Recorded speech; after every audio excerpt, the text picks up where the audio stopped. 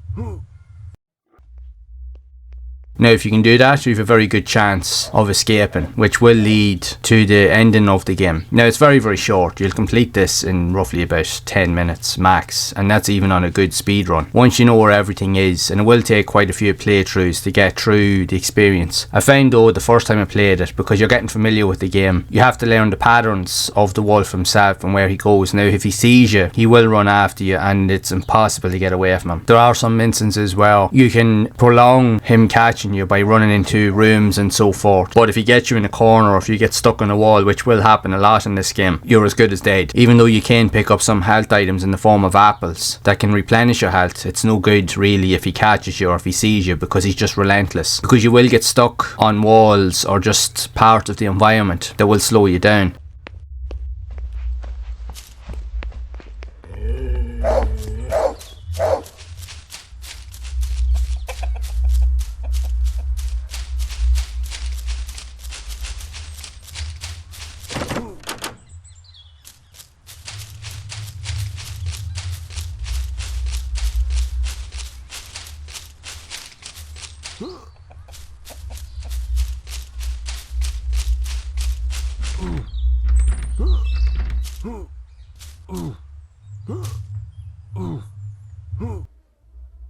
The best way to survive in this game is just to avoid being seen by him. And like I said, after a few tries, you will get to grips with it. You'll get familiar with a certain path. I have completed a playthrough of it, which I will leave a link to in the description and at the end of the video. So that way then you'll see probably the easiest path in order to complete it, which won't take overly long once you figure out what to do. It's a cool idea, but once you complete it or get familiar with it, it is very simplistic in what it tries to do. All you have to do is just learn the patterns, know where all the items are, know where the puzzles are, and know exactly what to interact with at the right time. Mind you, when the wolf is out of the house, that's your time to really do what needs to be done, because you only have a limited time frame before he comes back into the house. But once he's in the house, if he sees you at all, you're pretty much gone, and it's harder to get out once you're already there. But he has a distinctive path that he usually follows, so if you can figure that out, you have a better chance of winning, which will lead on to the end of the story. Now, it's a short game, there's no airs and graces about it. It is heavily inspired by classic elements of both survival horror and classic fairy tales, which I think is a really cool combination and mix, bringing it into a modern stage. I definitely think the low poly aesthetic does a really good job of telling the tale in that regard, and the fact is the colour tones and palettes are all just simply in black and white, which does make it kind of look old school, but at the same time almost modern to a certain point. Now, it won't suit everybody. Some people are like this, some people won't, and that's totally fine. It is what it is. We can't please everybody in this world, we really can't. But at the same time, it has some really cool ideas, all the while simplistic. But the fact is that a lot of these classic styles are starting to see a resurgence in modern times. I think it's a really cool idea that it's starting to happen more now than ever, and I would like to see more of it. I have covered more of these elements in previous videos of similar types of games that are starting to pop up. There'll be links below in the description. But yeah, it's a cool time for horror games. The classic style that we pretty much all know and love, well, most of us anyway, is coming back in abundance, and it's great to see. And the fact is that they're utilising elements like this, even though it's very short, taking something of old but adding something different onto it, but making it their own. I think that's very unique, and it is very cool. So I can't wait to see what else can come from these games and what other ideas are currently out there, and I'm sure there's a lot. Like, all we have to do is look at the front pages of Steam, and even if you look on itch.io, there's a lot of very cool and interesting titles. Some of them are currently in the works that could potentially become full-blown releases in their own right, while others are just as a means to get familiar with game design and even just concepts that people are just doing for fun. But there's still a lot of potential behind them, and there's a lot of them that I have played recently that are that good that you would think to yourself, you know what, you'd love to see more done with them, and hopefully someday we will. While that isn't the case here, it's still a good